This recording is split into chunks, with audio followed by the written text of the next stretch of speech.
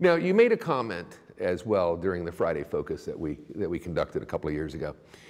Always being committed to learning more and not being afraid of taking on more responsibilities. That's a comment made by a lot of people, but yet, you know, it rules, or should I say, it limits most of us. I mean, the fear factor. I mean, how does a person overcome the fear factor? Or should I ask, how does a person overcome the fear of failing? Well, I think I've always taken the viewpoint that, you know, there's risk and there's gain by making any change or decision. I've always, you know, leaned toward the part of gain and also looking at making change as long as I can control the destiny and the outcome of it.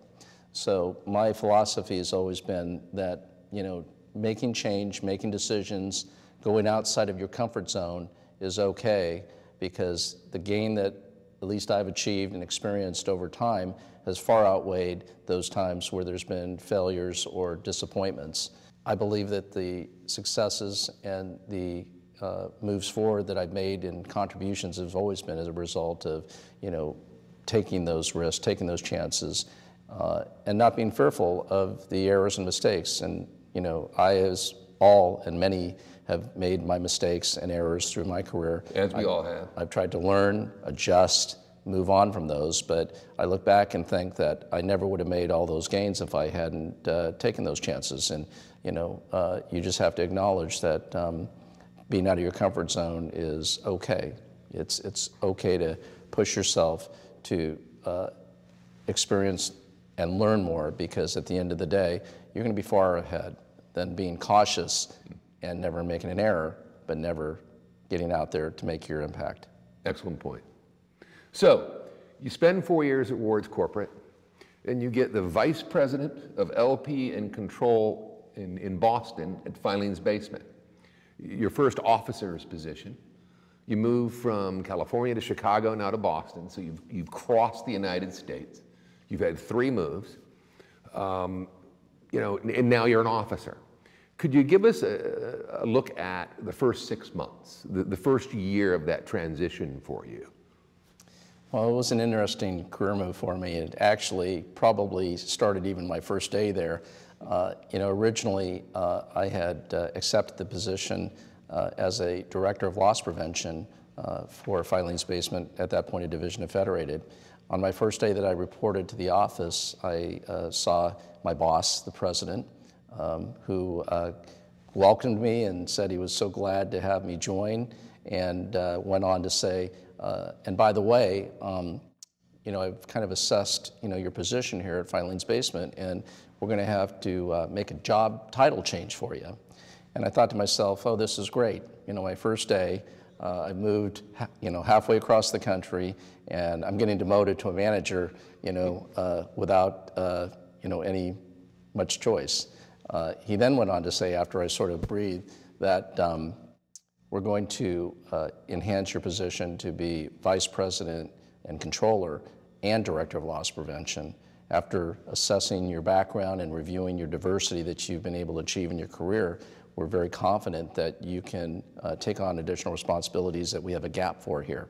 So, you know, after taking a deep breath and accepting that a lot of responsibility is going to be put on me, you know, I quickly went to work and just started digging in. I was very scared, very nervous of, you know, not only a new job, a new position, but also, you know, just making that change after 13 years with Montgomery Ward. I quickly found out, though, that, you know, after getting through kind of the indoctrination, retail's retail. You know, there's different names for things, there's different programs, there's different things, but the core retailing experience that I gained in my toolkit, I was able to quickly take to Filing's Basement. So a lot of people fear the change, thinking, you know, I can't make that change because it will be too drastic. But I think, at least from my experiences, I found that it was very easy to adapt once you got the lingo and you got the nuances of what's specific to that company, you can quickly apply all the applications and knowledge that you've learned over the years. And clearly from my background, I've done that. I've moved to quite a few companies, taken the best from what I've learned, but I clearly got past that fear of change or making an adjustment, toward a career move that I always perceived was being upward in nature. So you're at Filing's Basement, you're in a new position, you're in a new town, you're working, I'm sure, 60 to 80 hours a week, raising a family, and you go out and earn a CPA simultaneously. I mean, that's juggling a lot of balls. How'd you do it? I mean, so many people don't find the time to finish their degrees. I mean, what advice would you give them on how to manage their time?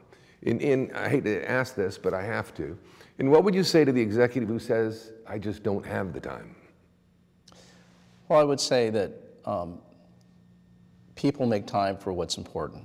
And for me, I set that as a priority and a goal. And are there sacrifices? Absolutely. Did I see my family less and probably during spare time, what little I had after retail? Sure. But those individuals that focus and say they're going to do something and make the time can make it happen. I figured out a way to study and take classes and do extra homework before work, during lunch, after work, during weekends, and I just set it as a objective that this was something I had to do. And it's amazing what things that you can forego to make time for things that you feel are important enough. And anything that has a short track of where you can put hard work and focus and then complete it can accomplish things. And so it was not easy, but it was something that I'm glad I did.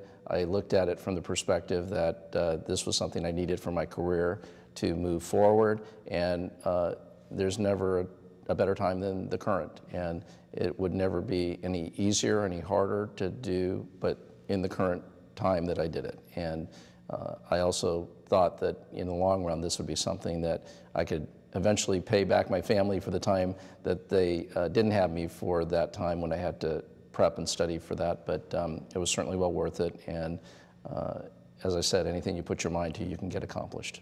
Excellent. After Filing's Basement, you get your first CFO position at Motherhood Maternity. You go to KB Toys, Pick and Save, PetSmart, Elizabeth Arden, all in financial positions and continuously having loss prevention reporting to you and developing and expanding your professional toolkit even further.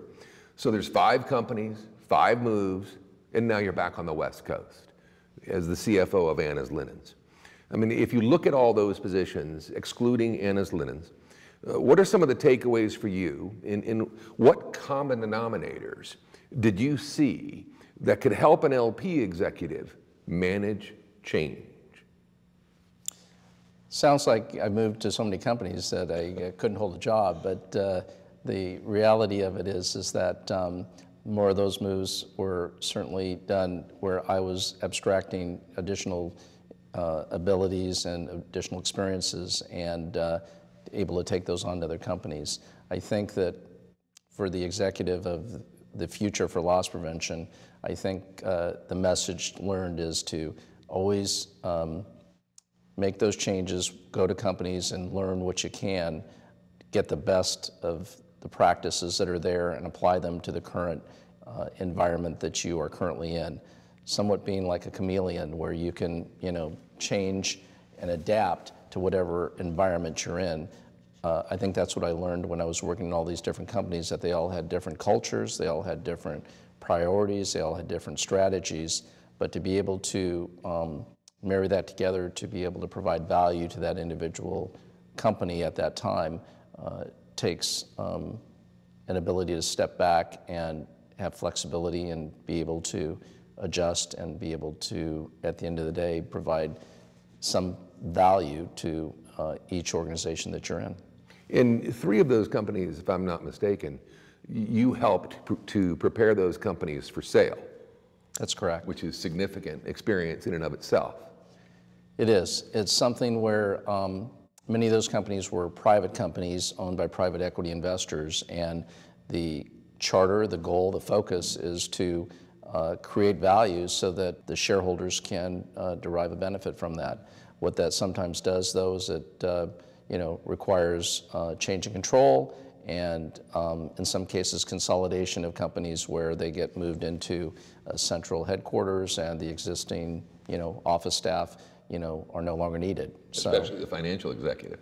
Financial operations, the safest people are the people in the stores usually Sure. when a merger or acquisition happens. Sure. But in many times the central office staff are required to have to either relocate to the central office of the new company or make decisions on their next career move.